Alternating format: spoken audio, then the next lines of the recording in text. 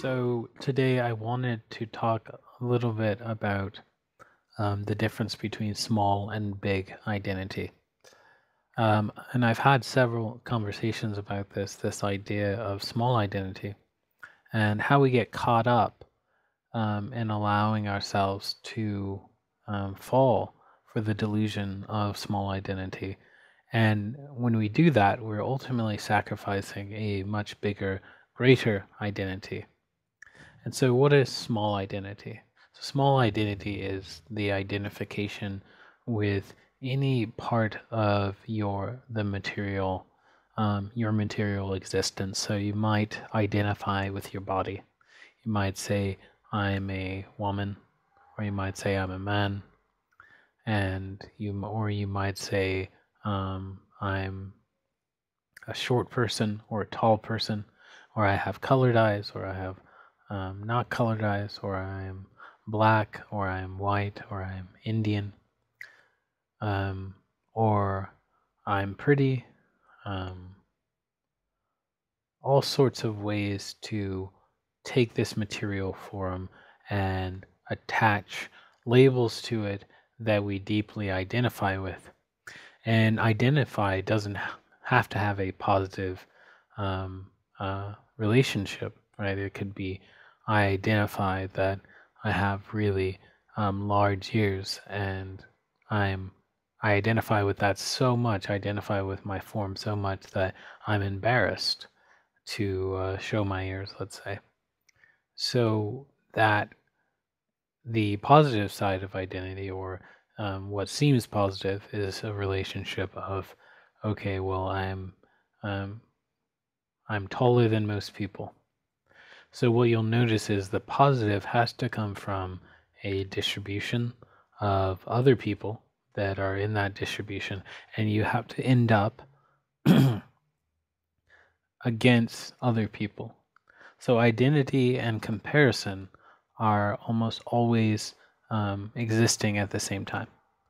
We don't say we're fashionable in a world where everyone is dressing the same as us. We go, we're fashionable versus those unfashionable people. So you actually, in identifying with anything, you have to create categories where there is an other, and then you set it up to where there is a, a hierarchy in which you are either superior or inferior. And it's very unlikely that you are a relativist, meaning that you see that each different um, category is equally valid, um, because usually that sort of discernment takes a pretty high level of detachment, which is usually not developed in us, especially since we're in the world of clinging on to things. And so, why do we identify with things? While it seems to make sense, we live in a world where it's a very material world, and our identification with something is a stating the obvious. That's sometimes what you hear said. Another thing I've heard said is it makes you predictable. It makes you predictable to yourself, makes you predictable to others. Another one I've heard is it's not so much that we're identifying with these things because we want to, but because other people are identifying us. And so let's start with the third one. So it makes sense to consider that you are what everyone else defines you as. And I could say that in a little bit more of a nuanced way, that you are the majority, that you represent whatever the majority of people think of you. So if people could think of you as weird and not weird, if 70% of them thought of you as weird and 30% thought of you not weird, you in this paradigm would accept that you are weird, and accept that as a identification. So I'm a weird person, and that can go out to every part, much more less arbitrary parts. Like, well, weirdness isn't arbitrary, but it could get into um, um, how aggressive you are, or how beautiful you are, or how ugly you are, how smart you are, all of these dimensions. So, what the issue is here is that in each situation, that attribute is going to change. Because if we're coming into contact with several groups of people, then we're coming into contact with samples of a, let's say, larger distribution, which will have different views about you in that context at that time. And so, actually, in the majority, it's possible that it's going to shift. And not only will it shift, you will always have an existing opinion of people who disagree with the majority's opinion. And what happens when you're on a one-on-one interaction with them? It usually creates some sort of conflict. So this identification, by using other people's view, or let's say other people's opinions, is also misguided, because usually, unlike the situation I'm setting up, you actually don't know the other person's opinion, or at least you don't know a large enough group's direct opinion about you in this way. So you're usually guessing. So now we have to bring into this concept of an imagined community.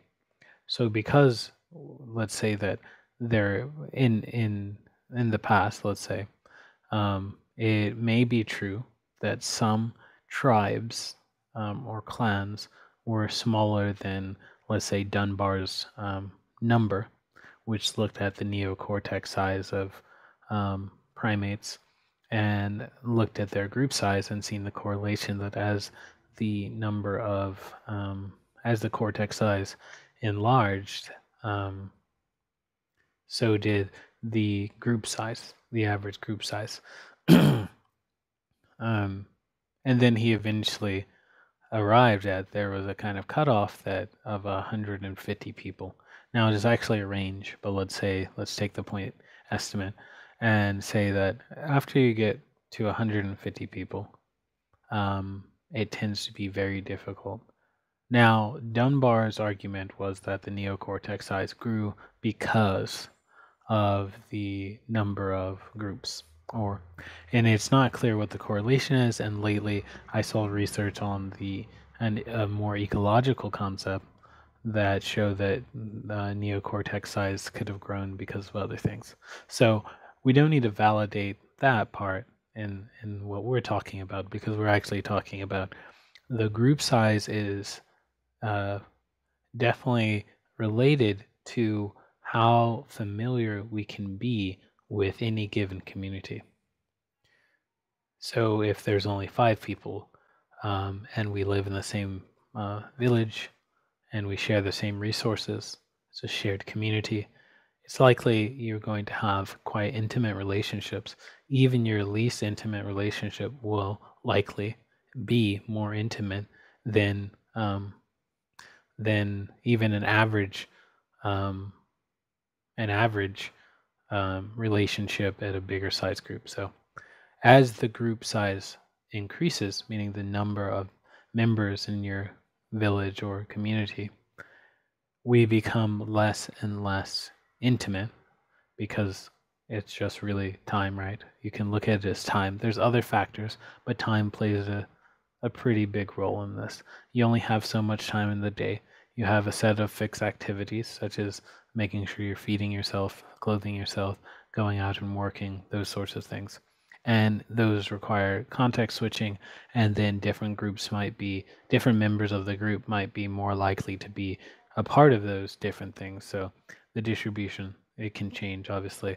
But let's just stick with group size and time. So after you reach about 20 people, it starts to already become quite difficult to keep a very intimate relationship with all 20 people. You can consider that your family, your immediate family, is what we call, is likely from 5 to 6 people. And it's hard even keeping up with them for some people. And so then imagine it goes to 150. So it's very likely you don't know what your community is actually up to.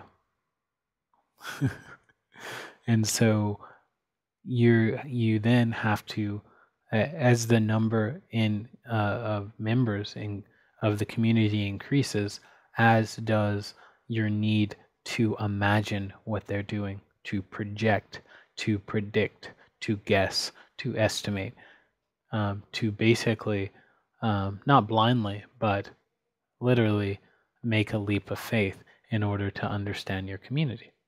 So I studied anthropology for quite some time and did a lot, and um, I was exposed to imagined communities, and I quickly figured out that there is no way that a person who's identified with a certain community, whose community has grown over 1 million people, has any clue what the Italian or whatever community they're identified with is up to. Better yet, what their average IQ or personality types, or how they are. And we actually do this with whole countries. We go, well, the Greek people are like this, and the American people are like this. Even if you are American, which somehow that attachment to the identity causes you to think you have the illusion, or to be deluded into thinking that you actually have knowledge of the group because you're a member. And you notice that it works at a small scale when it's your family. But even then, even at the family level, how well do we know our aunts and uncles? How well do we really know them? And haven't we just guessed or imagined what they're like and defined them by a set of identities that we think they fit into, but we haven't seen their life close enough to allow that to be deeply contradicted, which it likely would be, but we don't have the time. So now you take any group, you can take race, you can take nation, you can take city, you can take fans of a sports team, whatever you take, as long as the member size is huge, you have no way of guessing what those people are doing or what they're like. Even if you traveled all over the United States, let's say for years, because you're actually doing what's like a trace analysis, it's like you actually are going through at a certain time, in a certain circumstance, seeing people in a certain light. What time of day is it? What context are they in? Do they have a job? Don't they have a job? All these things that are likely to change within the next day, months, years, decade. Even if you went through the whole country, you would be getting a snapshot not of America, but a very particular, although interesting, slice of life that's happening with those individuals that you encounter. And it's not necessarily that there's something very American about them. So, with that, we should be really, really distrusting and skeptical that people have a good idea of what we're like, given the likeliness of being overconfident about what a person, a group, or a group is like. So, starting there, we don't want to rely on a group summary to define ourselves. So we can't do that. So we can move to the next one. The other part is there's this predictability.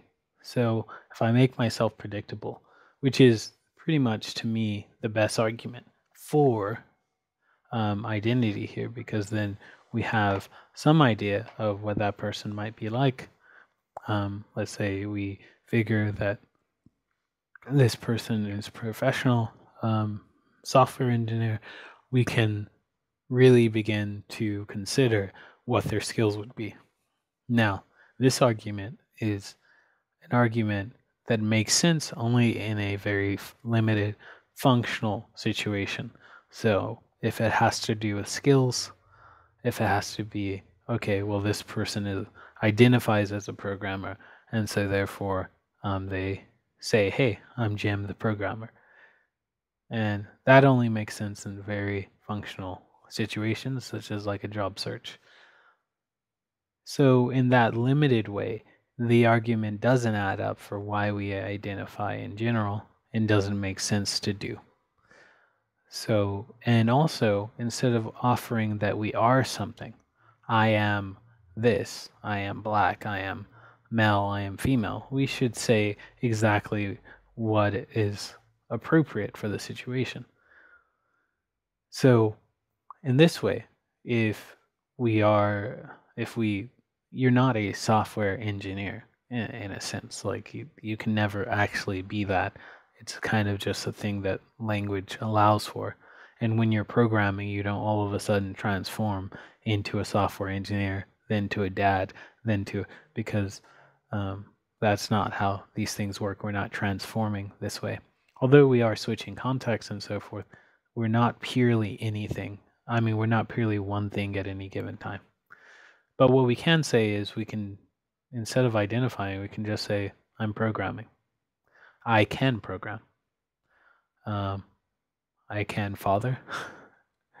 Or I'm taking care of my daughter, let's say. So that kind of pushes back the predictability. You can become predictable by telling people your abilities rather than any label that is less ambiguous. I mean, is more ambiguous and not as straightforward, and then also leads to certain stereotyping that comes out of that. So the predictability, we can be perfectly predictable by telling our abilities instead of our identifications. And so what's the trouble with identifying? Well, identity, it's not that big of a deal. It's actually the root issue is the actual issue we should be facing here. Identity is a form of attachment. An attachment is a form that's either stemming from some desire or fear. So we have to start there. So if you start with, okay, I identify as someone who is feminine. And I used to really identify with this when I was younger. I used to even say I'm a metrosexual because there was a fear that some of the behaviors I was doing, I assumed were being seen as, oh, that's really girly. That's really, you're like a female?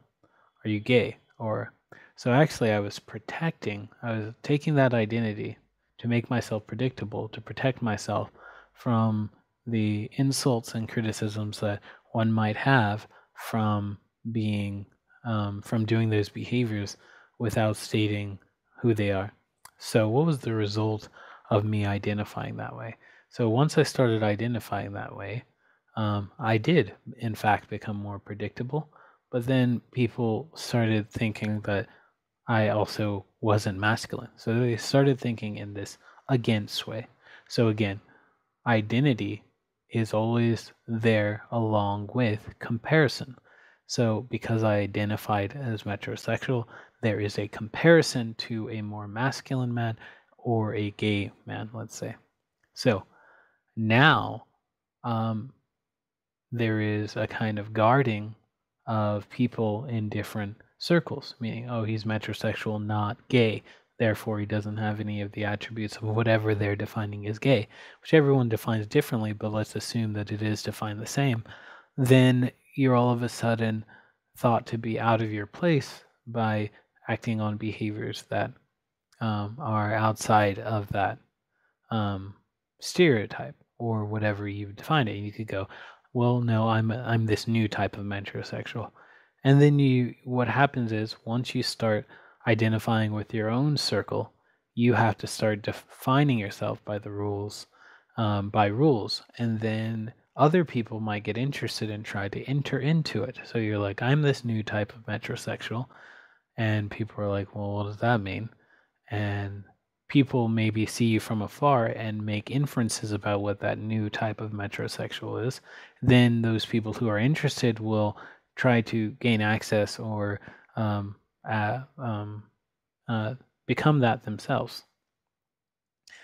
The problem with that is then you get into this kind of prideful, oh, I'm the first this type of metrosexual, and you become kind of proud. This sort of thing happens all the time, and then you have to start defending your boundary. And the reason you have to defend your boundary is because the construct is made up and it's not clearly defined. And different people will have different things to say about it. So all of a sudden, now you're defending your boundary, you're being as metrosexual as possible, and now you're stuck in this identity because you want people to see you this way and you want to defend from not being seen other ways. And it's driven from this attachment that you believe is going to keep you either away from fear, in my case, or closer to pleasure. Because there was some pleasurable things about that, which is I felt more freedom when buying clothes, and I felt I could buy certain clothes and not other clothes. But the problem is this is a short-lived advantage because there is something bigger, and that's why I made the differentiation between small mind and big mind. So from this, we can see that the need to be predictable ends up creating misery because you need to define yourselves. And because people often, once you give them a definition, they often do not see that let's say, what has been called the intersectionality, which still doesn't work either. Intersectionality is, just to define it in simple terms, is to cut yourself across many dimensions and say, well, I'm not just metrosexual, I am a male metrosexual, they pronouner, uh, Indian, academic, Democrat. And then to say the cluster of those are, or I mean the intersection of those is where I am, and that is more sophisticated and complex, and look, I stand there. It sounds very plausible, but I've watched this breakdown as well. So this intersectionality breaks down because, one, when you do probability like that, so no, it's not, sorry, not probability. When you do an intersection, so in just basic logic, you're doing multiplication. So if I wanted to see what's the probability of, or just the number of people that would be in a certain group, I would take the probability of each dimension that we're talking about and I would multiply it. Obviously, I would actually have to do some, if I just multiply them, I'm assuming independence. They are not independent, but let's keep it simple. And it turns out that if I take 6 or 7 dimensions and I take the intersection and I look at the probability that anyone is in that group, or look at the number of people that could be in that group in a population, it's going to be so small as if I'm out there on my own. So basically, you don't really have the identity part because people also want to not only distinguish themselves with identity, but also find a common ground. But there's more problems with intersectionality, and not just that when you do the math, it doesn't work out, but also that you're assuming that those dimensions are easily understandable. So they're taking super tough constructs like race or gender, which don't seem to have a list of attributes that you could say is definitely true about each of them that everyone would agree on. And so you have these different definitions of what race is that, and people have tried to break it down, but again, it's shifting just like everything else, and in different communities or different contexts. Or if I walk out of this monastery, there's a place nearby that would treat that differently, and not only treat it differently as a group, but also treat it differently as an individual. That's actually what's happening. And I'm not complicating it. I'm really just laying out the facts here. So then when we do this identification, and we stack things up and do the intersectionality, we find out that we're actually a lot of times just finding the dimensions we are either most victimized or at disadvantage, or the places where we're most advantages. Like people would say if you're white and rich, you're more advantaged. And if you keep breaking it down, we could probably see that you're more advantaged, went to an Ivy League or something. Turns out, though, that if you look at that way, it does show that there's a very small number of people that are in that category in the first place. That's not the problem. The problem is you have to assume that those dimensions, each of those dimensions, is pretty easy to understand. But you can't. You cannot. And so if you identify that way, I don't want to say that you're lying, but you're lying. And you could be lying in two ways. One way of lying is you're deluded and think you're telling the truth, or you're not deluded and you're lying. And there's other ways, but let's say those are the two. And if we're being intellectually honest, and if we're just being honest in general, that we cannot tell someone's suffering from their dimensions alone. Not any given individual. And a lot of the statistics you're looking at, or you're looking at point averages that don't give you what the whole distribution is like. And so therefore, if you assume that because the average is one way, then everyone else in that class is also suffering in a predictable way, you're still missing the point that there's the whole distribution. Maybe I can make that clear with the gender example, or the aggression. So there's a great example where it looks at male and female aggression, and if you look at the point estimates, you can tell that males are slightly more aggressive than females. And it's something like, let's say at 0 to 100 on average, let's say males are 56 and females are 50.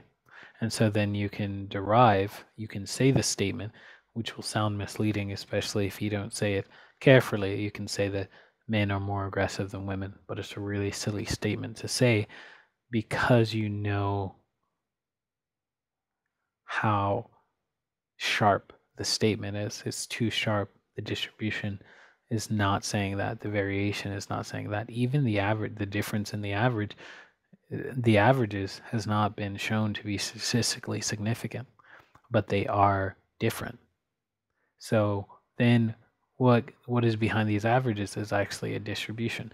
And if you split distribution by gender, like we're talking about, you'll see that there is actually more overlap than difference, which just means that men and women are more the same in aggression than they are alike. So that has what some people might see as strange. So instead of the average man that you see on the street, being more aggressive than you, the woman, let's say, that's not how it works. That's an ecological fallacy. We won't get into that.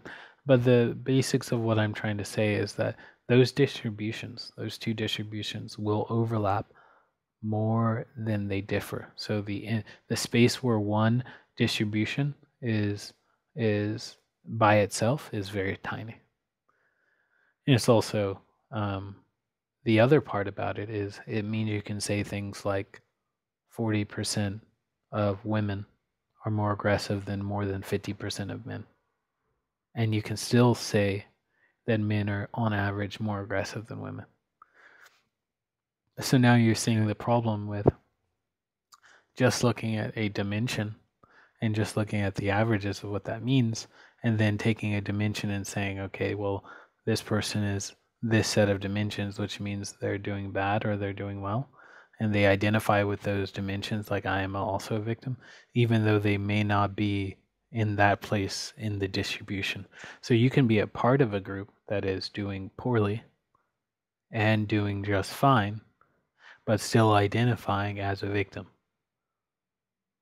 So it means that when you talk about, let's say, Latino people, it might feel okay to say Latino people are not doing well.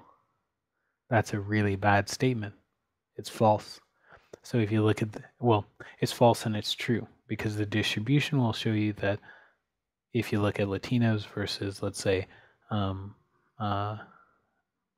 white people, you're going to see more overlap, meaning there's more Latino and white people living in the same set of conditions than there is difference.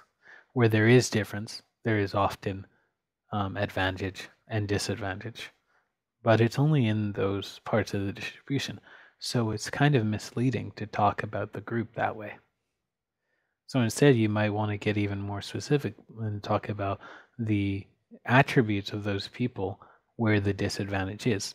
It isn't because they're Latino, unfortunately.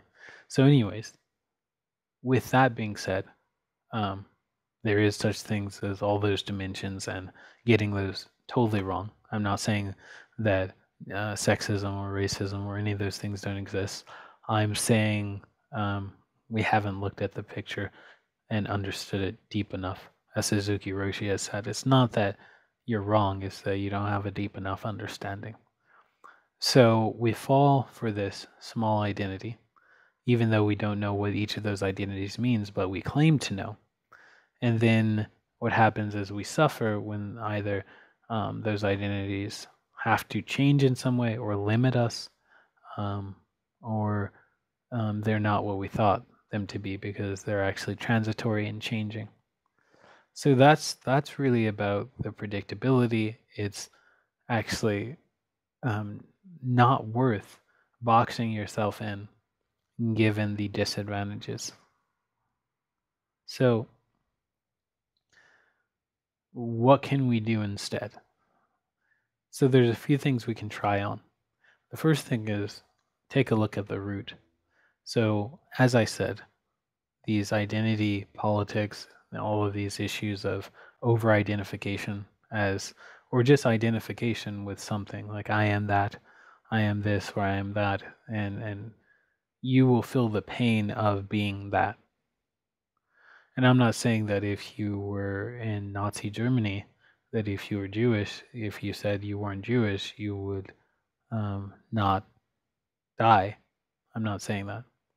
I'm saying that the the the extra pain of identifying as that, as saying this is that, will actually might make you hate Germans, which are also people that shouldn't be easily defined that way. When some of those Germans were the people saving those people called at the time or even now Jewish. So that othering part is a big issue, right? So there's that. And I like that Einstein put that, well, I'm part of this Jewish community, but I don't see them as being any better or worse than any other group. I don't think they're smarter or, and he said the only thing they seem to have, and he was talking about it on average, I'm sure, was that because they are not in power, they're not doing a bunch of heinous things.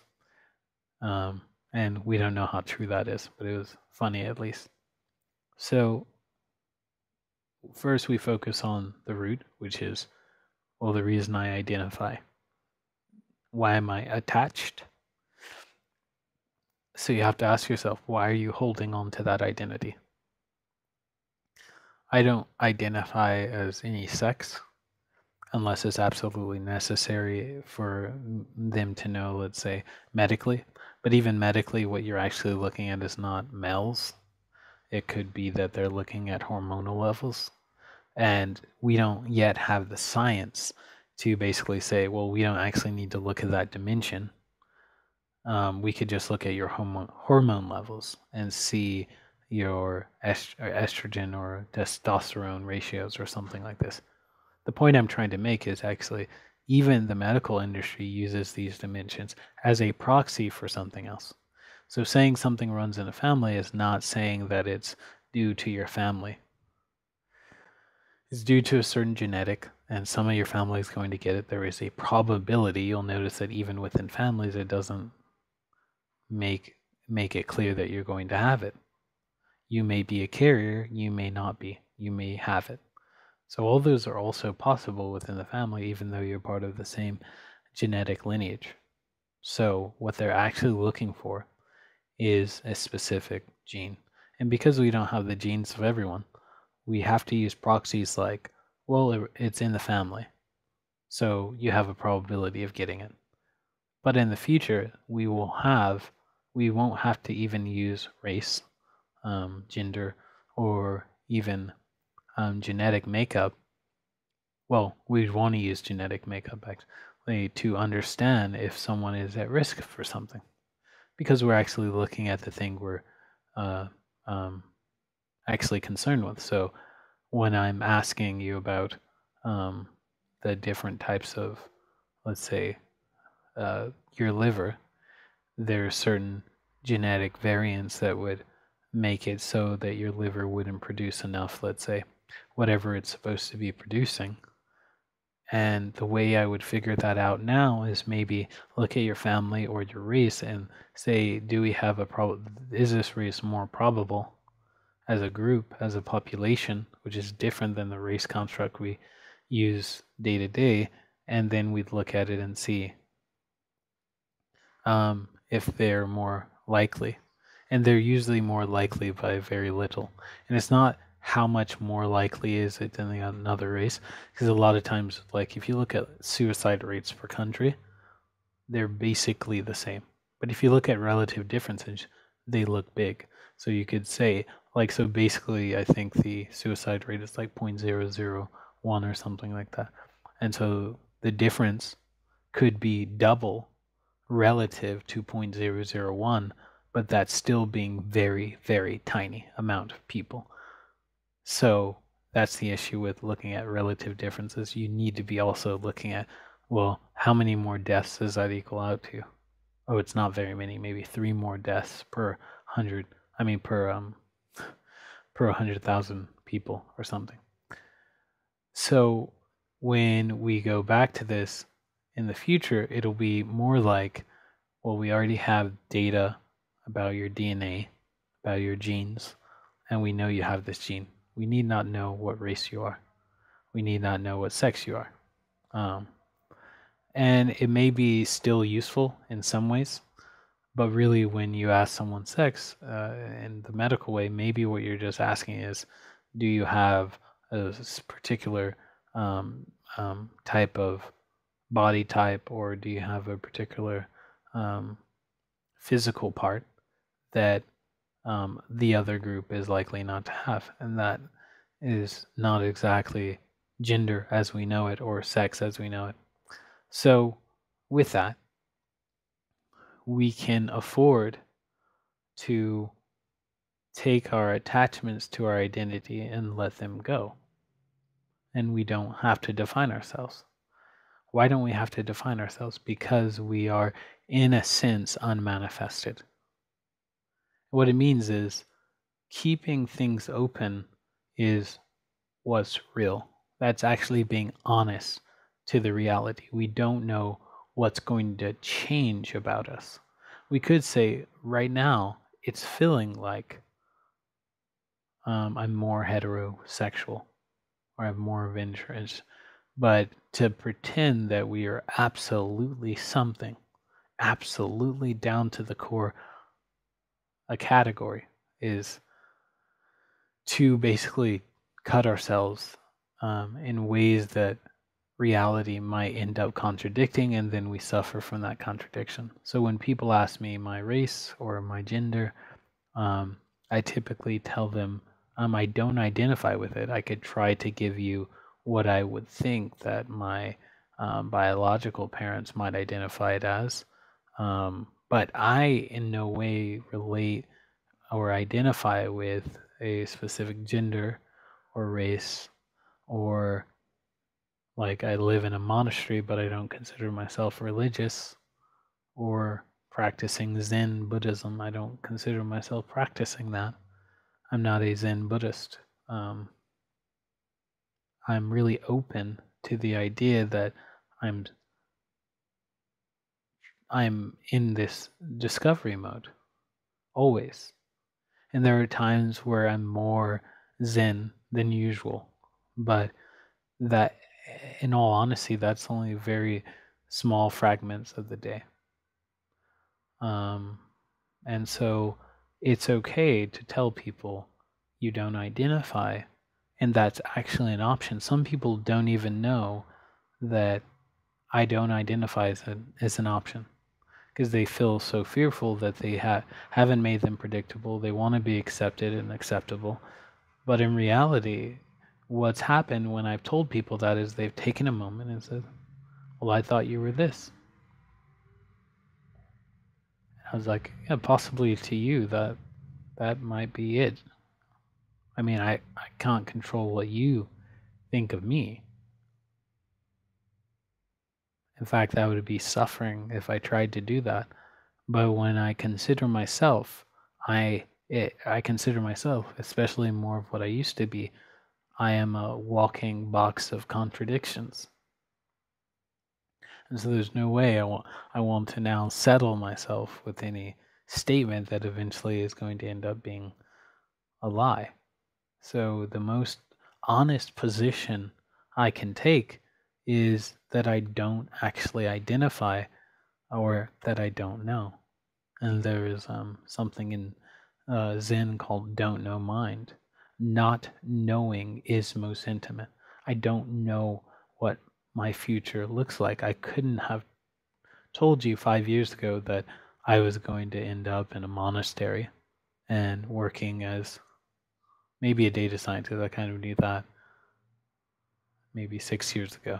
But the point is, there is more question marks than there are anything solved. So try to focus on that and try to figure out why you attach yourself to certain identities or to any identity. And then look back to what you might be trying to gain from that identity or trying to go away from. And then also look at when it's contradicted. When you say, I'm not a creative person or I'm not an artist. What does that do for you? Does it lock you into a container?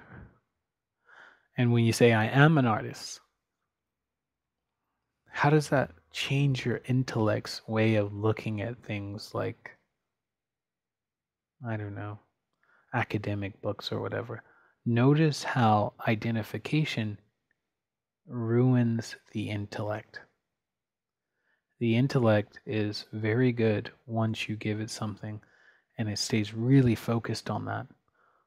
Not purely, but like it stays focused on that. It's like once you tell me that we're playing the Volkswagen Beetle game where you punch people, and every time you see a Volkswagen Beetle, well, notice the intellect, how it changes. It's all of a sudden geared in to find beetles everywhere, and all of a sudden you went from looking at all the diversity of cars and bikes and all these different things, and then all you can see is a Volkswagen Beetle, and they're everywhere all of a sudden. So the intellect is also harmed by over-identification. So notice that. Notice how the identification changes your intellect, and when you look at a person, how you quickly start to categorize them. And notice what comes up for you. And with that, I'll close and say, practice, even just as an experiment, non-identification. Non-identification is not a goal you can get, meaning I didn't one day decide I should not identify. I just became less and less sure that I knew what I was. And then when asked about it, I was trying to come up with something of, well, and it came up of, oh, I don't actually have to have one of the answers on a multiple choice test. I can actually create my own. But it's a result of really looking at myself and seeing all the contradictions. I also lived in several different families when I grew up and saw this identification thing, living in all these different families of different heritages and different identifications and different races, and having lived in China and the UK and the US, and lived with people from India, and just lots of different families, made me see the delusion of identification and the harm that it does, as well as obviously the belonging, the false sense of belonging that you get out of it. in the end, I see that it doesn't quench my thirst or the for big mind. To have that don't know mind and to really see that openness and not fear it. So that fearlessness that you can get out of understanding that you don't know, the fearlessness of being able to dwell and abide in that place gives you so much more, um, I wouldn't say power, but so much um, more strength to deal with the way life actually is. So thank you for your time, and we'll see you next time.